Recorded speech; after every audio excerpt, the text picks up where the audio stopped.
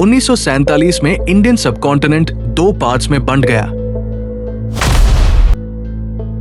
वो कोलकाता, जहां power centre कभी सुहरावर्दी के चारों तरफ घूमता था, अब उनका घर नहीं रहा। लेकिन पार्टीशन के बाद उनकी कहानी खत्म नहीं हुई, बल्कि एक अनसर्टेन जर्नी की शुरुआत हुई। पाकिस्तान बनने के बाद वो वेस्ट में नहीं, बल्कि ईस्ट में रहने लगे। वहां अब भी उनकी लार्ज मुस्लिम फॉलोइंग थी, लेकिन पाकिस्तान के पावर स्ट्रक्चर ने उन्हें कभी स्वीकार नहीं किया, जिसका सबसे बड़ा रीजन था कि सुहरावर्दी ने पाकिस्तान में प्रोविंसेस को ज्यादा अधिकार मिलने की बात हर बार कही थी। फिर भी 1949 में वे पाकिस्तान की कॉन्स्टिट्यूएंट असेंबली के मेंबर बने।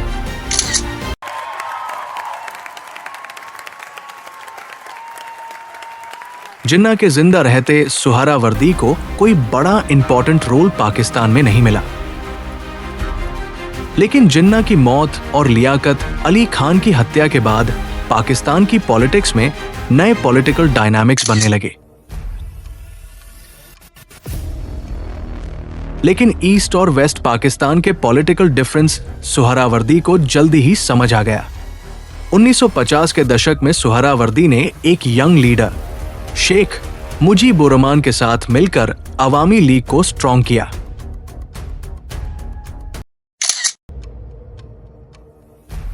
उनका मैसेज साफ था, बंगाली कल्चर, लैंग्वेज और राइट्स की पाकिस्तान में रक्षा होनी चाहिए। 1956 में डेस्टिनी ने उन्हें देश की हाईएस्ट ऑफिस तक पहुंचाया और वे पाकिस्तान के प्रधानमंत्री बने।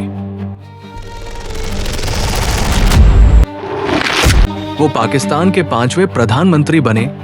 पाकिस्तान हिस्ट्री में कोई बंगाली नेता पूरे पाकिस्तान का सुप्रीम लीडर बना। उन्होंने कोल्ड वॉर की पॉलिटिक्स में अमेरिका और चीन दोनों से रिलेशनशिप्स बनाए रखे और साथ ही ईस्ट और वेस्ट को यूनाइटेड रखा। मगर पार्टी के भीतर विरोध और पाकिस्तान आर्मी के शक की वजह से उनका पीरियड बहुत छोटा रहा। हालांकि उन्हें कॉन्जर्वेटिव और मिलिट्री ग्रुप्स के विरोध का सामना करना पड़ा। 1957 में पॉलिटिकल सपोर्ट की कमी के कारण उन्हें रिजाइन करने के लिए मजबूर होना पड़ा।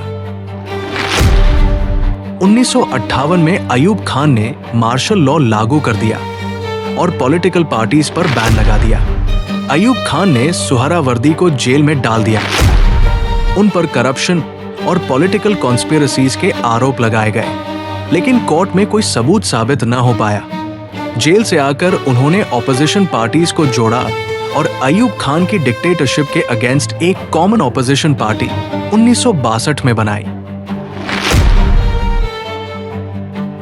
1962 में अयूब खान ने उन्हें न केवल पॉलिटिक्स से दूर किया, बल्कि सुरक्षा कारणों की आड़ में देश से बाहर रहने पर मजबूर किया। 5 दिसंबर 1963 को सुहरावर्दी लेबनान के बेरूत के एक होटल में मृत पाए गए, लेकिन उनकी अचानक मौत को लेकर शक और विवाद आज भी है।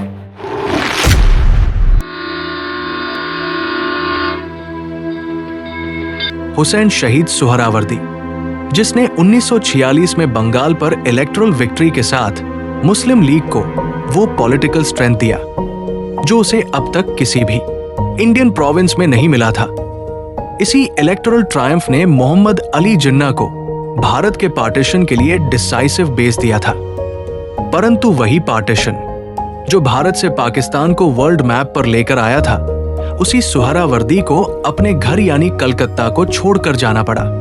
सुहरावर्दी, जो कि इंस्ट्रूमेंटल था in the making of a Muslim nation, को 47 के बाद उन्हीं लोगों के हाथों डिस्ट्रस्ट और डिस्क्रिमिनेशन झेलना पड़ा जिनके लिए वो हिस्ट्री में बुचर ऑफ बंगाल के टाइटल के साथ याद रखा जाएगा।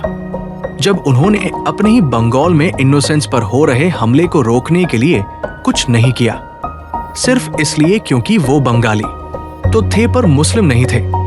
और एक डेकेड में ही in defiance of Pakistan army and radicals उसने एक नई पार्टी बनाई जो रेडिकल आइडियोलॉजी नहीं बल्कि बांग्ला आइडेंटिटी और राइट्स के लिए उसी देश पाकिस्तान से लड़ रही थी। जो उसने खुद बांग्ला आइडेंटिटी को किनारे करके लाखों बंगाली लोगों के खून से बनाया था, और एट लास्ट एग्जाइल में लेबनान होटल के एक कमरे में mysteriously breathed his last, an architect of nations who died without a nation to call his own.